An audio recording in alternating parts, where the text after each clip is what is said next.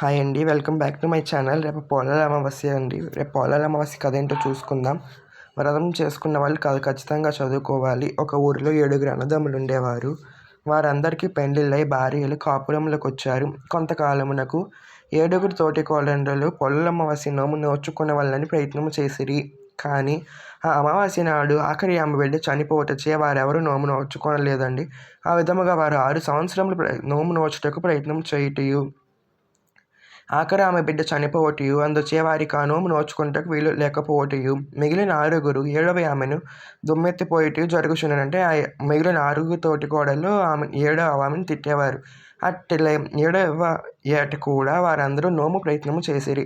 పూర్వం వలె ఆఖరి ఆమె బిడ్డ చనిపోయెను. కానీ ఆమె తోటి కోడళ్ళు తను తిట్టిపోయుదురని భయపడి చచ్చిన బిడ్డను ఇంటిలో పెట్టి తాళం వేసి మిగిలిన తోటి కోడళ్ళ ఇళ్ళకు వెళ్ళి వారితో కలిసి నోము నోచుకొని సాయంత్రమునకు రాత్రికి ఇంటికి వచ్చెనండి. పిమ్మట ఆమె చచ్చిన బిడ్డ శవమును భుజము మీద వేసుకొని ఊరి చివరనున్న పోలేరమ్మ గుడి వద్దకు తీసుకొని పోయి ఏడ్చుచుండెను.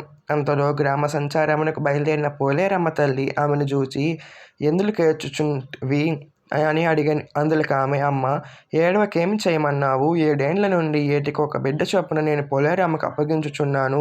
ఈ బిడ్డ నేటి ఉదయమునే చనిపోయాను. కానీ ప్రతి ఏటా నా బిడ్డ చనిపోవటచే నా తోటి కోడళ్ళు నోము నోచుకొనక నన్ను తిట్టుట జరుగుచుండడం చేత ఈ ఏడు నేను వారి నోము యాగుటకిష్టపడక చచ్చిన బిడ్డను ఇంటిలో దాచి వారితో నోము నోచుకొని ఇప్పుడు శవమును తీసుకొని వచ్చినాను. ఆ మాటలు విని పోలేరమ్మ తల్లి జాలిపడింది. ఆమెకు అక్షింతలిచ్చి వాటిని ఆమె బిడ్డలను పూడ్చిన చోట చల్లి చచ్చిన వారిని వారి వేరే పేర్లతో పిలవవలసిందిగా చెప్పి వెళ్ళిపోయాను.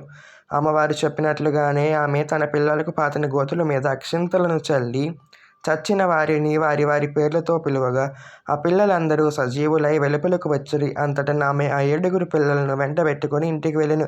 తెల్లవారేసరికి ఆమె తోటి కోడళ్ళ ఊరి వారు ఆ పిల్లలను చూసి వీరెక్కడి నుండి వచ్చిరి అని అడుగగా ఆమె గత రాత్రి జరిగిన విషయములు తెలిపాను. ఆ మాటలకు అందరూ ఆశ్చర్యపడి ప్రతి సంవత్సరము పొలాల అమావాస్య నోము నోచుకుంటకు సుఖముగా నుండిరి.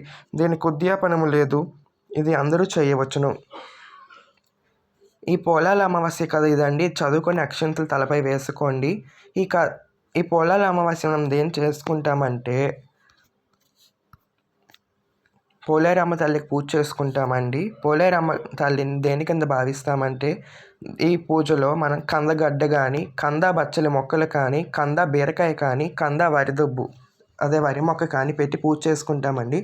పోలేరమ్మ తల్లికి ఇష్టమైనవన్నీ వండుకోవచ్చు. బూరెలు, గారెలు, ఇంకా హారతులు ఇవన్నీ చేస్తారండి. ఈ వీడియో నచ్చితే లైక్, కామెంట్ చేయండి.